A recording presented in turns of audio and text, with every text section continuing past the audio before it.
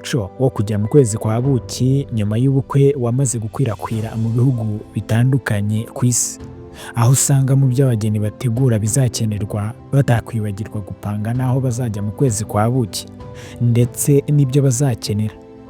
Ese waba warigeze utekereza aho uyu muco wakomotse? Ese hari byinshi wibazaho? Tuguhaye ikaze kuri Love and Life Rwanda, aho umenya byinshi utaruzi. Tuguhaye ikaze aho uherereye hose. Tugusaba kwiyandikisha kuri icyo kugira ngo uzajye uhora ubona ibiganiro tuzajya tugutegurira bya buri munsi, ukora subscribe ugakora no kukazogera kugira ngo uzajye uba mu ba mbere babona ibi biganiro. Tuguhaye ikaze aho uri hose, kandi niba wakunze iyi video ukore kuri like na comment hasi utubwire icyo tuzaguteguriraho ubutaha. Tuguhaye ikaze aho uri hose. Amateka y'ukwezi kwa buki ni maremare kandi aratangaje cyane, afite inkomoko mu binyejana byinshi byashize ndetse wagiye uhinduka mu buryo bugaragara nk'uko tubikesha brides.com. Twabateguriye amavu n'amavuko y'ukwezi kwa buki. Abahanga bavuga ko uyu muco w'ukwezi kwa buki watangiriye mu bihugu by'i Burayi mu binyejana bitanu. Abahanga bavuga ko uyu muco w'ukwezi kwa buki watangiriye mu Burayi, aha hari mu kinyejana cya gatanu. Ariko muri icyo gihe ubusobanuro n'uburyo uyu muhango washyirwaga mu bikorwa byari bitandukanye cyane n'ibyo tuzi uyu munsi. Ese babikoraga bate? Ese uyu munsi bihuriye he cyane iki cyahindutse? Muri icyo gihe honeymoon ntiyari ifite isobanuro nk'icyubu. Muri icyo gihe ijambo honeymoon ntiryari rifite ubusobanuro cyangwa rifite aho rihuriye n'uburyo bwo kwishima cyangwa kuruhuka, ahubwo byahuzwaga n'ibyago cyangwa agahinda k'umugeni, kuko byarangwaga n'icyo twakwita gushimuta umugeni cyangwa kumufata ku ngufu. Aho mu bihugu bimwe na bimwe by'i Burayi ndetse no mu bihugu bimwe na bimwe bya Afurika na Aziya hari umuco aho umugabo yafataga umugeni mu buryo bwo kumushimuta akamujyana mu rugo rwe kugira ngo amubere umugore, ariko ababyeyi b'umugore cyangwa umugeni batabizi. Umugabo yamaraga igihe kinini ahisha umugeni we mu nzu kugeza igihe amutereye inda cyangwa igihe umuryango we warekeye kumushakisha. Icyo gihe noneho umugabo yabaga yizeye ko umugeni abaye umugore we nta kindi cyabisubiza inyuma. Aha ni mu buryo bwo kuba wenda yaba yaramuteye inda cyangwa se umuryango we wararekeye kumushakisha. Ibi bikaba byarakorwaga mu rwego rwo kwirinda gutanga inkwano. Abagabo babikoraga ni abagabo babaga babona batabasha kubona amafaranga yo gukwa umugeni, bagahitamo kumushimuta kuko nibwo buryo babonaga babonamo umugore biboroheye.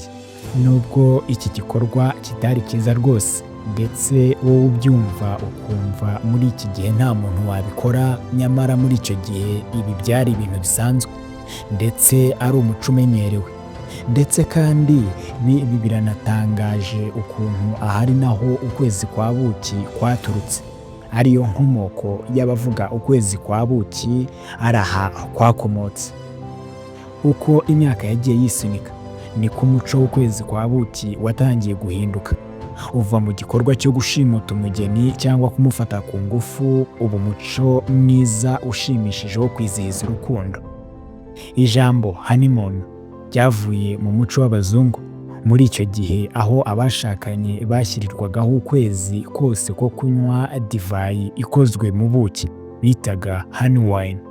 Iyi divayi kandi ikozwe mu buki yari ifite ibyiza byinshi nko kongerera akanyabugabo abashakanye, bakaba barayihaga abageni kugira ngo itume basama vuba, ndetse yabaga nk'ikimenyetso cy'uko urugo rwabo ruzaramba.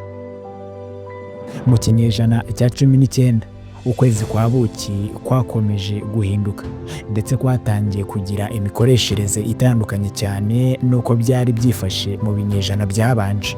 Aha nko mu bihugu by'Ubwongereza na Amerika, ukwezi kwa buki kwatangiye kuba igihe cyo gufata urugendo rurerure aho abashakanye bajyaga gusura inshuti n'imiryango batabashije kuboneka mu bukwe bwabo.